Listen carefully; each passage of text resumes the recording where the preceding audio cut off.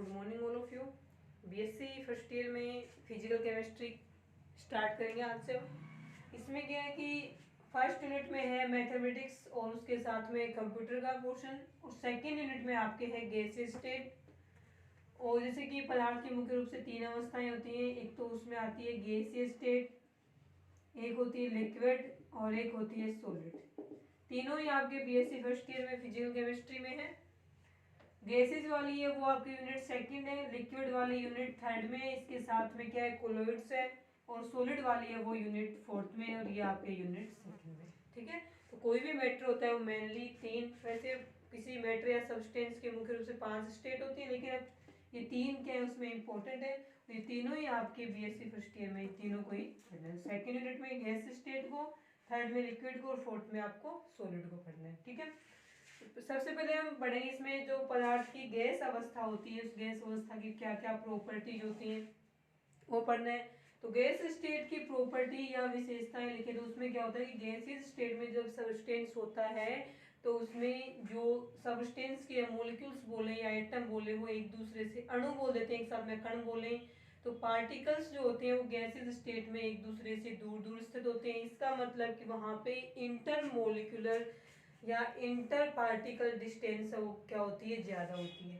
ठीक है, देखिए इसके अंदर फर्स्ट प्रॉपर्टी देखें गैसेज स्टेट की, उसमें आएगा कि गैस स्टेट में इंटर पार्टिकल डिस्टेंस यानी कणों के बीच की जो दूरी होती है डिस्टेंस, वो क्या होती है तीनों स्टेट में से मैक्सिमम किस में मिलेगी, गैसीय स्टेट में मिलेगी। डिस्टेंस मैक्सिमम है तो पार्टिकल्स के बीच का जो अट्रैक्शन फोर्स होता है, inter particle force, attraction force बोले, वो क्या होता है इसमें कम होता है।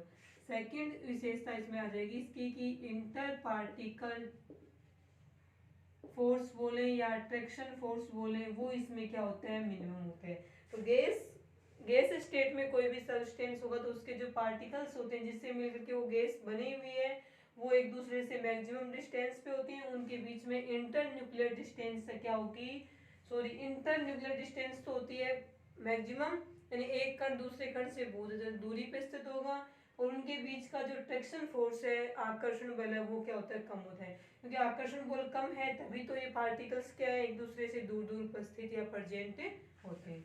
उसके बाद में थर्ड इसमें आते हैं डेंसिटी। डेंसिटी होती क्या है, डेंसिटी की डेफिनेशन में अपन डेंसिटी को स्मॉल डी से शो करते हैं, ये होता है m/v mass divided by volume, यानी कि किसी भी सब्सटेंस के सर्टेन वॉल्यूम में निश्चित आयतन में उपस्थित उस पदार्थ का कितना द्रव्यमान उपस्थित है निश्चित आयतन में, वही उसकी डेंसिटी या घनत्व कहलाता है। किसी भी पदार्थ के निश्चित आयतन में उपस्थित द्रव्यमान को उस पदार्थ का घनत्व कहेंगे। अब पदार्थ में हमने बोल ही दिया कि ये वॉल्यूम में, इतने वॉल्यूम में गैस के मॉलिक्यूल्स दूर दूर पर प्रेजेंट होते हैं, तो केवल 2 मॉलिक्यूल्स ही प्रेजेंट हैं, जबकि गैस लिक्विड स्टेट बनाए तो इतने ही वॉल्यूम में 4 मॉलिक्यूल्स भी पास पास में होते हैं, और सॉलिड वाले में इतने ही वॉल्यूम में बहुत सारे मॉलिक्यूल्स क्या है प्रेजेंट होते हैं। तो इसमें मॉलिक्यूल्स, ये वॉल्यूम तो तीनों का सेम है, ये हो जाएगी इसमें गैस, ये हो जाएगी लिक्विड, और ये हो जाएगी सॉलिड, तीनों का वॉल्यूम सेम है। डिफरेंस किस में आ रहा है, मास में आ रहा है। यहाँ पे केवल 2 पार्टिकल का मास है, यहाँ पे 4 का, यहाँ पे 4 से क्या है ज्यादा है, तो जिसका मास ज्यादा होगा उसका डेंसिटी भी ज्यादा रहेगी। तो सबसे ज्यादा मास यहाँ पे, तो सॉलिड की डेंसिटी हाईएस्ट है, मैक्सिमम है। लिक्विड का मास सॉलिड वाले से कम है लेकिन गैस वाले से ज्यादा है, तो इसकी डेंसिटी सॉलिड से कम गैस से ज्यादा है। और गैस वाले पार्टिकल्स है वो बहुत ही कम संख्या में प्रेजेंट है, तो यहाँ पे इनकी डेंसिटी क्या हो जाएगी, कम हो जाएगी। डेंसिटी के लिए बोलेंगे कि इसकी डेंसिटी क्या होती है, लेस या लोअर बोले, कम होती है। डेंसिटी के बाद में फोर्थ इसमें प्रॉपर्टी देखें तो एक होता है इसमें संपीड़ितता, कंप्रेसिबिलिटी या संपीड़ितता। तो संपीड़ितता का गुण है वो केवल और केवल गैसों में ही पाए जाते हैं। संपीड़ितता का गुण केवल गैसों में पाया जाता है, गैसों के अलावा सॉलिड और लिक्विड में ये संपीड़ितता गुण बहुत कम पाया जाता है। संपीड़ितता होती क्या है, तो इसमें हम कहते हैं कि किसी भी वस्तु पे जब हम दाब लगाते हैं तो दाब लगाने पे यदि उसका आयतन चेंज हो जाता है, और वैसे दाब लगाने पे आयतन जनरली कम ही होता है, तो किसी भी वस्तु पर दाब लगाने से यदि उसका आयतन कम हो जाता है तो हम बोलेंगे कि वो क्या हो रही है, संपीड़ित हो रही है गैस। संपीड़ित हो रही है इसका मतलब उसमें संपीड़ितता का गुण है वो पाया जाता है। दाब लगाने पे किसी वस्तु का आयतन का कम हो जाना संपीड़ितता कहलाती है। और ये गुण इन तीनों स्टेट में से केवल गैस स्टेट में पाया जाता है। कारण रहेगा गैस स्टेट में मॉलिक्यूल्स के बीच की डिस्टेंस ज्यादा होती है। प्रेशर लगाएंगे तो वॉल्यूम कम होगा, वॉल्यूम कम होने के साथ साथ में ये मॉलिक्यूल से एक दूसरे के पास पास में आ जाएंगे। इस कारण से गैसों में संपीड़ितता का गुण है वो पाया जाता है। ठीक है। और गैसों में अणुओं को गति करने के लिए जो फ्री पाथ है यहाँ पे जगह उपलब्ध होती है, इस कारण से आसानी से ये इधर उधर गति करते रहते हैं। ये होगी इसमें गैस और गैस की या गैसीय स्टेट की बोले सामान्य विशेषताएं होगी। इसके बाद में गैसों के लिए आता है, गैसें दो प्रकार की होती है जनरली। गैसों को मुख्य रूप से 2 टाइप्स में डिवाइड किया गया है। उसमें आपके लिखा गया एक तो होती है आइडियल गैस और एक बताएगी इसमें रियल गैस। ठीक है, तो गैस कितने प्रकार की होगी, आइडियल गैस और रियल गैस। अब किस बेस पे इनको आइडियल और रियल गैस बोला गया वो देखें।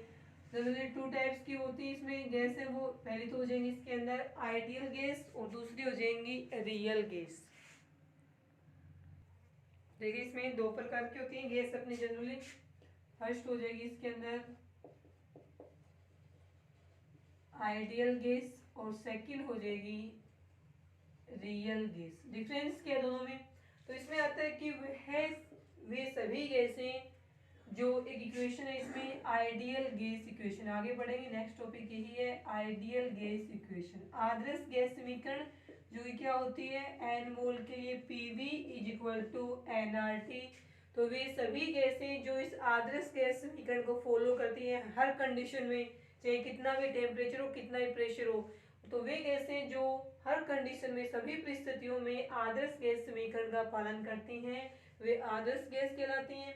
और वे गैसें जो लो टेम्परेचर यानी निम्न ताप और हाई प्रेशर उच्च दाब, वे गैसें, ये जो गैसें होती है ना वास्तविक गैसें, ये सभी परिस्थितियों में आइडियल गैस इक्वेशन को फॉलो तो करती हैं लेकिन सभी कंडीशन में फॉलो नहीं करती हैं। ये जो रियल गैस होती है ये केवल लो टेम्परेचर और हाई प्रेशर पे ही आइडियल गैस इक्वेशन को फॉलो करती हैं। यदि हमने क्या किया, इस चेंज कर दें ये कंडीशन, यानी टेम्परेचर को तो हम क्या कर दिए हाई कर देते हैं और प्रेशर को हम क्या कर दें यहाँ पे लो कर दें। अब ये जो गैसें हैं वो इस कंडीशन पे आदर्श गैस समीकरण को फॉलो नहीं करती हैं, इस कारण से इन्हें अनादर्श गैसें या वास्तविक गैसों के नाम से जाना जाता है। वैसे कोई भी गैस है वो 100% आइडियल गैस नहीं होती है। हम कहेंगे कि सभी गैसें लो टेम्परेचर, ये तो हमेशा ही आदर्श है, और लो टेम्परेचर और हाई प्रेशर पे ये भी आदर्श गैस है। तो इसमें हम स्टेटमेंट ये लिख सकते हैं कि low temperature and high pressure कि निम्न ताप और उच्च दाब पर तो सभी गैसें क्या होती हैं, आदर्श गैस होती हैं। लेकिन यदि हम टेम्परेचर को हाई कर दें और प्रेशर को कम कर दें तो आदर्श गैसें थी वो तो अभी भी आदर्श गैसें बनी रहेंगी, लेकिन रियल गैस है वो ये कंडीशन चेंज कर दे किसमें हो जाएंगी, वास्तविक गैसों में परिवर्तित हो जाती हैं, क्योंकि इस कंडीशन पे वो आइडियल गैस इक्वेशन को फॉलो नहीं करती हैं, यानी उनमें आइडियल गैस बिहेवियर से, आदर्श व्यवहार से उनमें थोड़ा डेविएशन या विचलन आ जाता है। अभी विचलन क्यों आता है ये भी पढ़ेंगे हम आगे। ठीक है, तो लो टेम्परेचर हाई प्रेशर पे सभी गैसें आइडियल होती हैं और हाई टेम्परेचर और लो प्रेशर पे इन गैसों का, रियल गैसों का आइडियल बिहेवियर से डेविएशन या विचलन हो जाता है। अब पढ़ेंगे हम आदर्श गैस समीकरण को। आदर्श गैस समीकरण पढ़ने से पहले हम पढ़ेंगे कुछ नियम, क्योंकि वो नियम है गैस के नियम, डिफरेंट साइंटिस्ट थे उनके द्वारा वो नियम दिए गए थे, इस कारण से उन्हें गैसों के नियम के नाम से जानते हैं। और गैस नियमों को मिलाकर के क्या बनी थी, आदर्श गैस समीकरण है वो बनते। देखिए नेक्स्ट रहेगा अपना गैसों के नियम। देखें गैस के नियम, आदर्श गैस समीकरण इन्हीं से मिलकर बनेगी, तो आप राइटिंग लिखें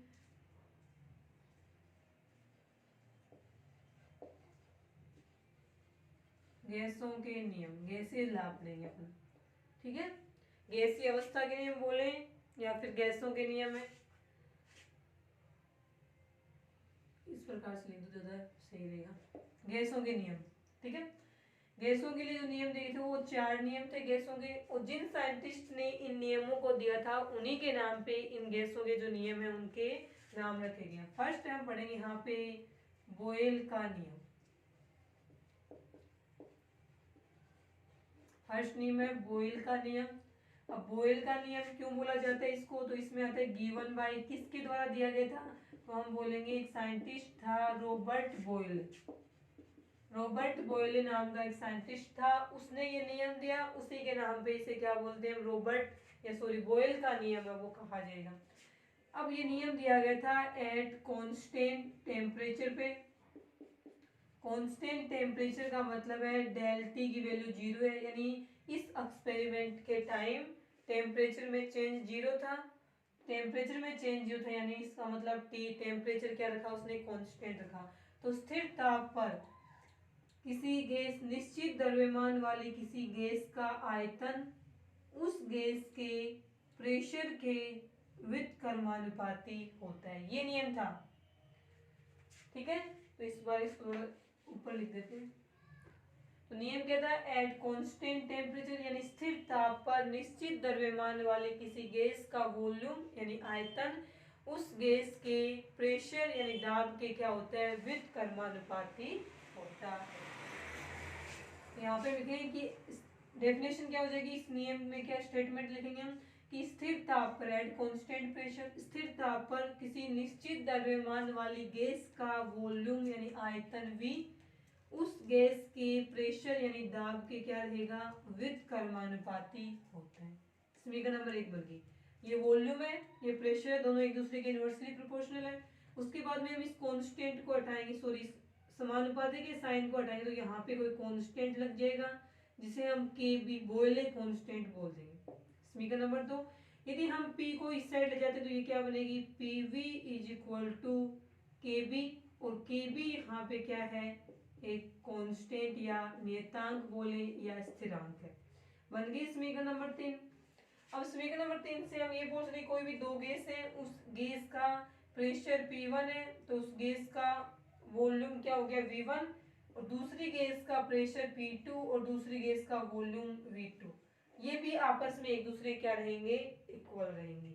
ये थी आपका बॉयल का नियम कि स्थिर ताप पर किसी निश्चित द्रव्यमान वाले गैस का वॉल्यूम या आयतन उस गैस के प्रेशर के क्या है, इनवर्सली प्रोपोर्शनल व्युत्क्रमानुपाती है।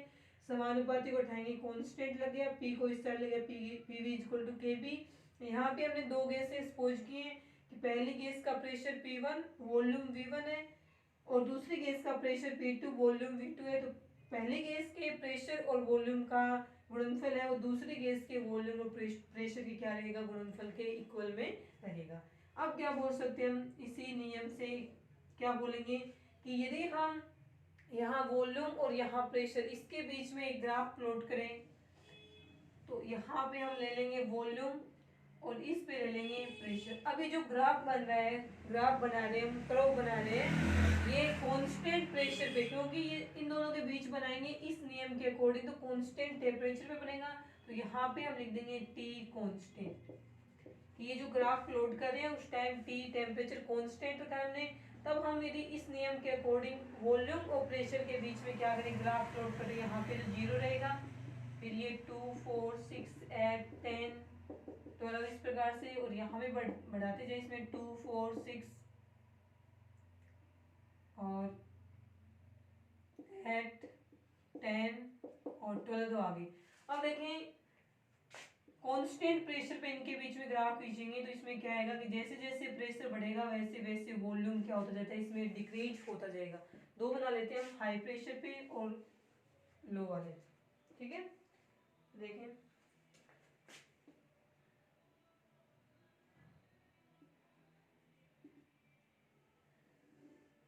हाइपरबोलिक कर्व प्राप्त होता है। कर्व का टाइप कैसा बोला इसने, हाइपरबोलिक कर्व है वो हमें प्राप्त होता है। ये तो प्राप्त होता है यहाँ पे लो टेम्परेचर पे, और ऐसा कर्व प्राप्त होता है हमें हाई टेम्परेचर पे।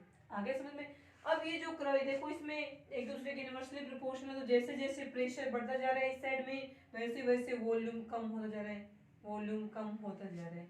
अब T कांस्टेंट, कांस्टेंट प्रेशर पे इस कर्व का एक नाम भी रखा गया, स्पेसिफिक नाम, कि कांस्टेंट टेम्परेचर पे स्थिर ताप पर किसी गैस के आयतन और उसके दाब के बीच ग्राफ बनाने पर हमें हाइपरबोलिक कर्व प्राप्त होता है, जिसे हम आइसोथर्म के नाम से जानते हैं। आइसोथर्म, आइसोथर्म को हिंदी में बोलेंगे हम समतापी वक्र यानी आइसोथर्म क्रव।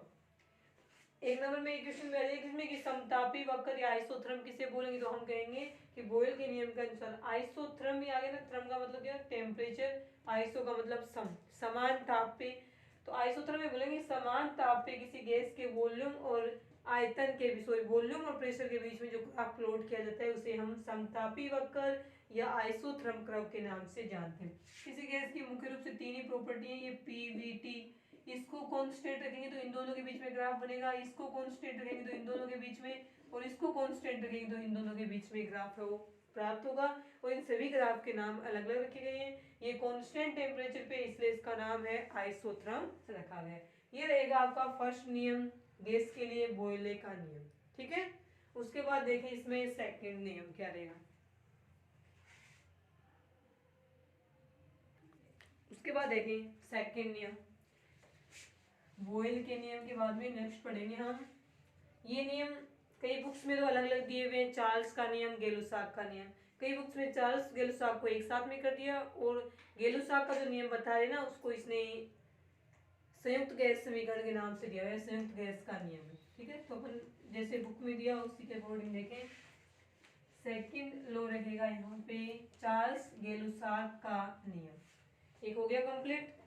सेकंड देखें,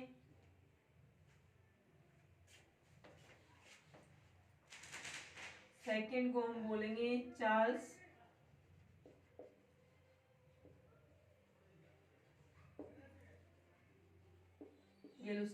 गेलुसाक, ठीक है।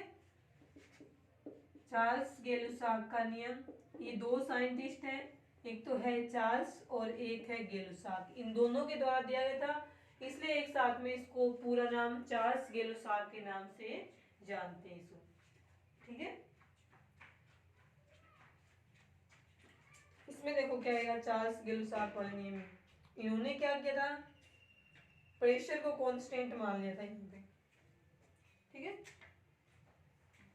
Constant pressure. इन्होंने अपना नियम दिया था at constant pressure, pressure constant है तो एक्सपेरिमेंट के टाइम प्रेशर में चेंज जीरो। पहली लाइन तो आई जाएगी, इसमें चार्ल्स और गेलुसाक के द्वारा दिया गया था, दोनों अलग अलग साइंटिस्ट हैं, अपना नियम इन्होंने कांस्टेंट प्रेशर पे दिया, यानी एक्सपेरिमेंट या प्रयोग के दौरान इन्होंने अपना प्रेशर क्या रखा, कांस्टेंट रखा। उसके बाद में इन्होंने बोला कि कांस्टेंट प्रेशर पर किसी निश्चित द्रव्यमान वाली गैस का आयतन V उस गैस के टेम्परेचर के उस टाइम उसका जो टेम्परेचर है उसके क्या होगा, समानुपाती होता है।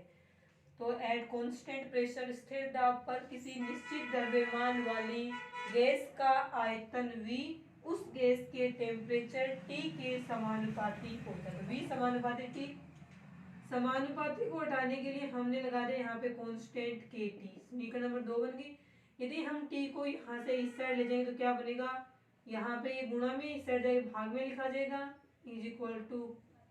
तो समीकरण नंबर 3 से ये स्पष्ट हो रहा है कि कांस्टेंट प्रेशर पे, स्थिर दाब पे निश्चित द्रव्यमान वाली गैस का आयतन V और उस समय उसके टेम्परेचर T का जो रेशियो होता है, अनुपात, वो कांस्टेंट के इक्वल होता है।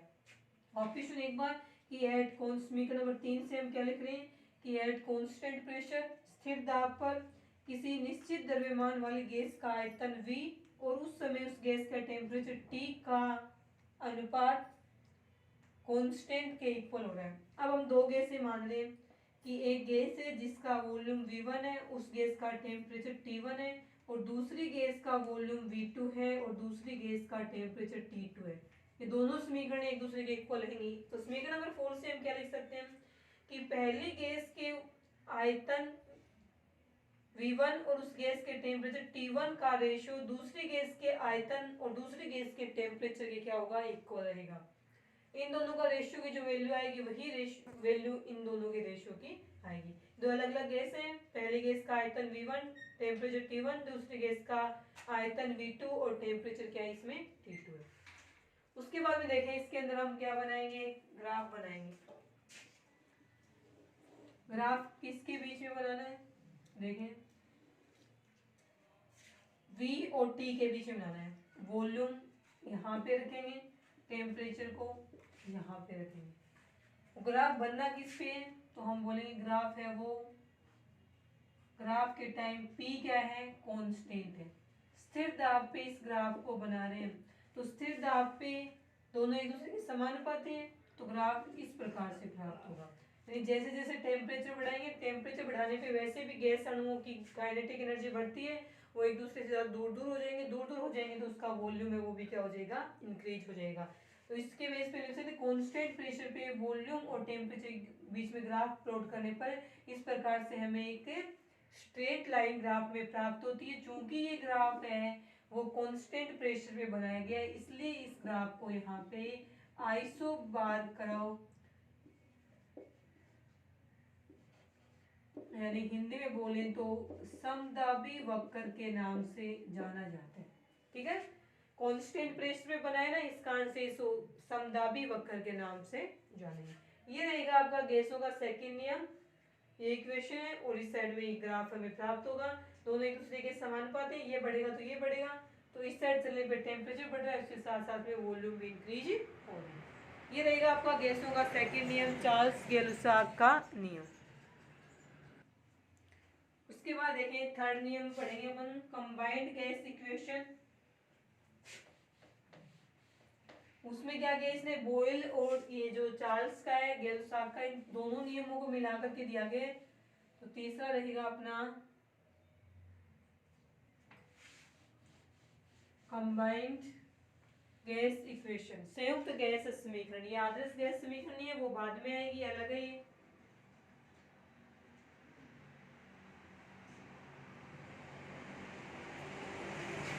थर्ड नियम हम लिखेंगे यहाँ पे कंबाइंड गैस इक्वेशन, हिंदी में बोला जाए तो संयुक्त गैस समीकरण। अब इस समीकरण को देने वाला कोई साइंटिस्ट नहीं था, इसमें क्या किया, बॉयल का नियम था और चार्ल्स गै-लुसाक का नियम था, इन दोनों नियमों को मिला दिया, तो जो समीकरण बनेगी उसका नाम इन्होंने रख दिया कंबाइंड गैस इक्वेशन। समीकरण क्या थी, फर्स्ट समीकरण थी कि वॉल्यूम है वो प्रेशर के क्या था, इनवर्सली प्रोपोर्शनल था। कब था, तो हम लिख देंगे एट कांस्टेंट टेम्परेचर, स्थिर ताप पर ये था, और ये नियम किसका था, बॉयले का। इसको बोलेंगे समीकरण नंबर 1। उसके बाद देखें सेकंड नियम में क्या था, जो चार्ल्स और गै-लुसाक का था, उसमें वॉल्यूम है वो टेम्परेचर क्या था, प्रोपोर्शनल था। ये कब आई थी इक्वेशन, एट कांस्टेंट प्रेशर पे, कांस्टेंट प्रेशर पे नियम दिया गया था चार्ल्स और गै-लुसाक के द्वारा। ठीक है, चार्ल्स और गै-लुसाक का नियम समीकरण नंबर 2 लिखेंगे इसको। ये दो नियम थे, इन दोनों में एक में कांस्टेंट था टेम्परेचर, एक पे प्रेशर था कांस्टेंट। इस वाले में ना टेम्परेचर को कांस्टेंट रखना है ना प्रेशर को कांस्टेंट रखना है, केवल इन दोनों नियमों को मिला करके समीकरण दी गई है। जब दोनों में से कोई भी कांस्टेंट नहीं था, तो ये भी वॉल्यूम के क्या है, इक्वल में, ये भी वॉल्यूम के इक्वल में, तो एक साथ में लिखे तो क्या आएगा कि टेम्परेचर तो प्रोपोर्शनल है और प्रेशर क्या है, इनवर्सली प्रोपोर्शनल है। ये समीकरण जो हमें प्राप्त हुई है उसे हम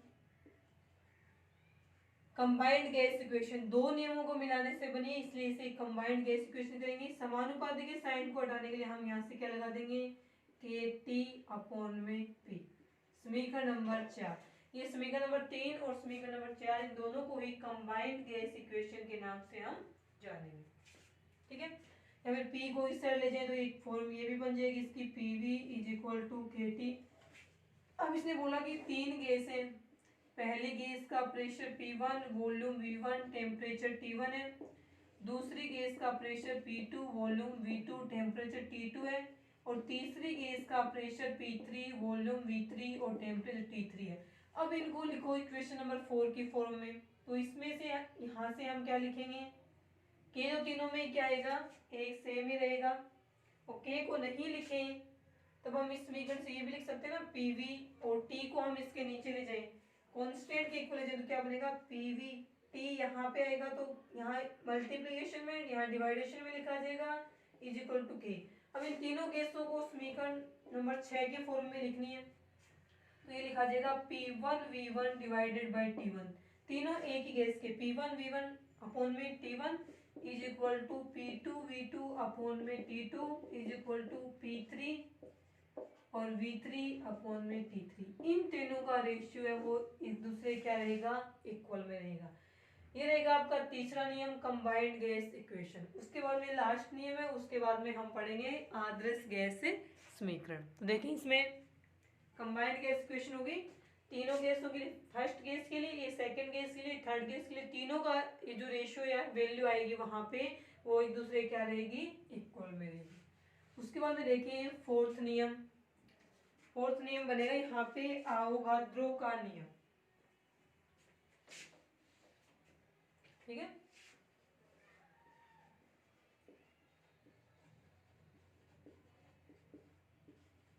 आवोगाद्रो इसमें साइंटिस्ट का नाम था, ठीक है।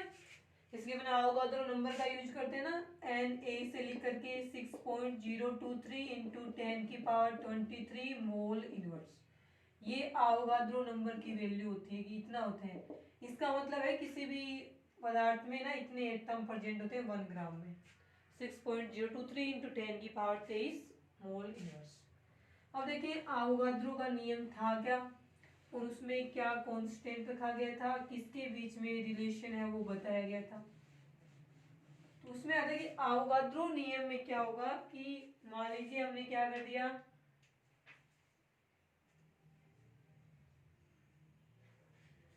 इन्होंने बोला कि अब आवोगाद्रो ने क्या किया, अपने एक्सपेरिमेंट किसके टाइम किया था, at constant temperature and pressure, यानी अपने इसने अपने एक्सपेरिमेंट के दौरान गैस का टेम्परेचर भी कांस्टेंट रखा और गैस का प्रेशर है वो भी क्या रखा, कांस्टेंट रखा।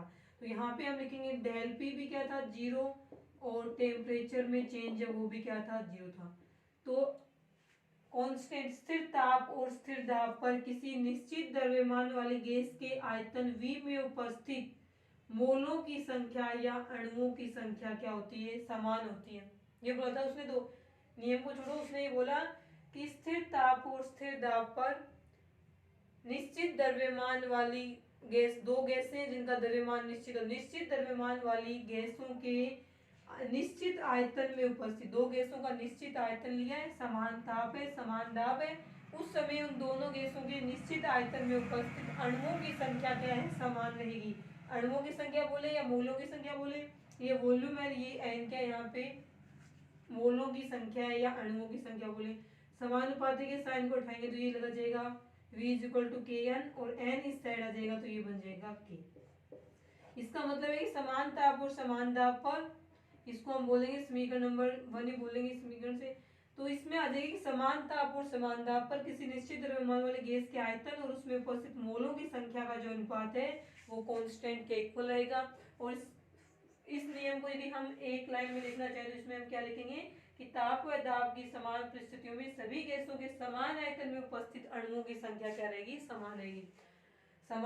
समान ताप और समान दाब यदि दो गैसों पे लगाए हुए हैं तो उन दोनों गैसों का आयतन भी समान लिया जाए, तब उस आयतन में उपस्थित गैसों के अणुओं की संख्या भी एक दूसरे क्या रहेगी, समान रहेगी। ये था इसमें आवोगाद्रो का नियम। तीनों चारों नियम हो गए गैसों के लिए। अब देखें इसमें, अब हमने को बनानी है इन सभी लो को मिलाकर के आइडियल गैस इक्वेशन, ठीक है। तो देखें इसमें हेडिंग बनेगी आइडियल गैस, क्योंकि आइडियल गैस इक्वेशन पढ़ेंगे तब भी अपने को नियम ही पढ़ने पड़ेंगे, इसलिए हमने नियम पहले से ही पढ़ लिए यहाँ पे। तो देखें क्या बनेगा नियमों में। आदर्श गैस समीकरण में लिखा जाएगा कि गैस के जो नियम दिए गए थे डिफरेंट साइंटिस्ट के द्वारा, उन सभी नियमों को आपस में मिलाने पर एक समीकरण प्राप्त होती है जिसे आदर्श गैस समीकरण कहा जाता है। और वे सभी गैसें जो इस आदर्श गैस समीकरण का हर कंडीशन में फॉलो करती हैं, पालन करती हैं, उन्हें आदर्श गैसें कहा जाएगा। और जो सभी कंडीशन में फॉलो नहीं करती हैं इस इक्वेशन को, उन्हें नॉन आइडियल गैस या फिर रियल गैसों के नाम से जानेंगे। आइडियल गैस इक्वेशन में गैस के नियम है उनको मिलाना है अपने को। तो गैस नियम एक बार लिख लेते हैं हम।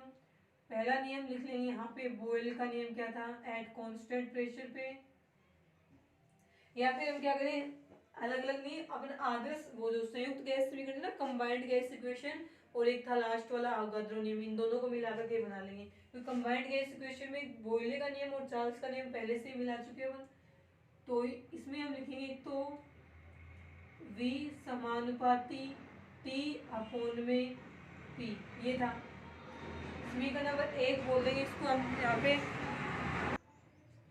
तो आइडियल गैस इक्वेशन में हम इसको क्या बोलेंगे, ये किसका नियम था, हम बोलेंगे ये थी कंबाइंड गैस इक्वेशन।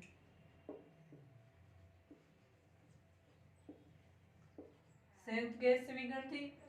आवगाद्रो की जो समीकरण थी वो थी V समानुपाती N, समीकरण नंबर 2 आवगाद्रो नियम।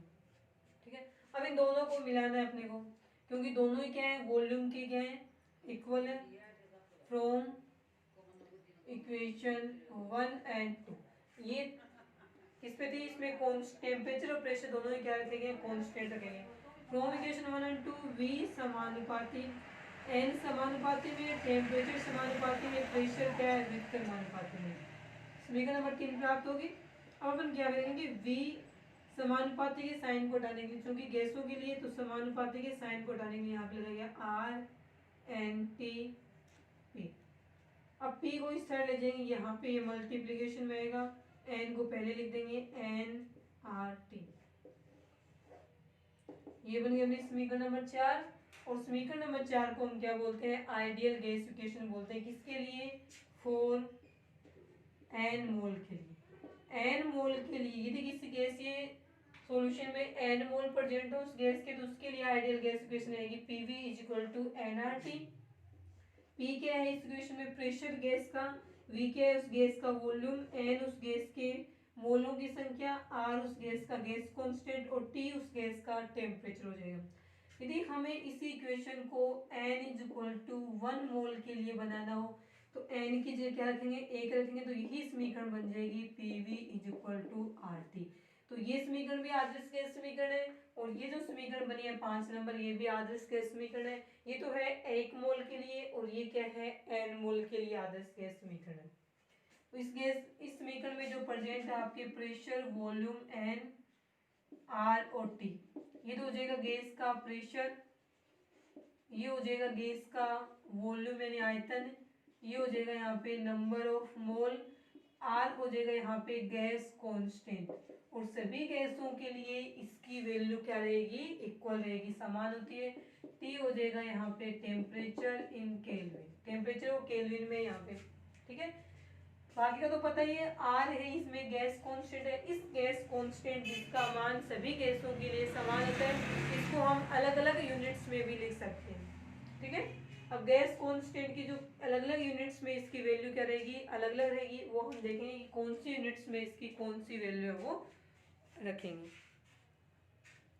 अब ये यूनिट्स हैं गैस कांस्टेंट की अलग अलग यूनिट्स में, इनमें से मोस्टली यूज कौन सी होती हैं, एक तो ये यूज होती है और एक ये यूज होती है। मोस्टली जो न्यूमेरिकल्स करते हैं ना उसमें दो वैल्यू यूज होती हैं, और ये 1.99 है ना, इस कारण से इस यूनिट्स को कई जगह 2 कैलोरी, मतलब कि इसको फुल इंटीजर में चेंज करके लिख देते हैं, इसकी राउंड फिगर की वैल्यू 2 कैलोरी मोल इनवर्स इसमें लिखा हुआ है। यदि इसको किलो कैलोरी में करना हो तो इंटू 10⁻3, यदि इसको किलो जूल में करना हो तो इंटू में 10⁻³ उसका यूज करेंगे। अब इसमें देखो इन दोनों में रिलेशन क्या है, तो हम कहेंगे कि 1 जूल इज इक्वल टू 10⁻7 अर्ग, ये होता है एक दूसरे में रिलेशन। ये रिलेशन याद है, तीनों यूनिट्स याद है, लगभग यही रखी जाती है न्यूमेरिकल्स में सोल्व करते समय। ठीक है, तो ये थी आपकी आदर्श गैस समीकरण 2 आ गई, एक तो थी PV is equal to NRT N mole के लिए, दूसरी आपकी आ गई थी N is equal to 1 mole के लिए, तो N की जगह 1 रखते ही ये दोनों आ गई। ये थी आपकी आदर्श गैस समीकरण। अब वे सभी गैस जो इन आइडियल गैस इक्वेशन को सभी टेम्परेचर और प्रेशर पे फॉलो करती हैं वो तो हो जाएंगे आदर्श गैस, और जो सभी टेम्परेचर फॉलो नहीं करती यानी लो टेम्परेचर और हाई प्रेशर पे तो फॉलो करती हैं वे, लेकिन यदि हम चेंज करके टेम्परेचर को हाई करें और प्रेशर को लो करें उस समय वे गैसें आइडियल गैस इक्वेशन को फॉलो नहीं करती, इस कारण से उन्हें रियल गैस या वास्तविक गैसों के नाम से हम जानेंगे। ये होगी आदर्श गैस समीकरण। इसके बाद में नेक्स्ट कल क्लास में हम पढ़ेंगे काइनेटिक थ्योरी ऑफ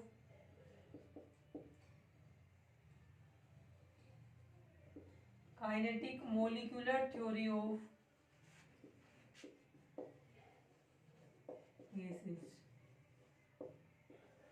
गैसों का जो गति, गैसों का अणुगति सिद्धांत है वो हम करेंगे नेक्स्ट क्लास में। आज के लिए इतना ही।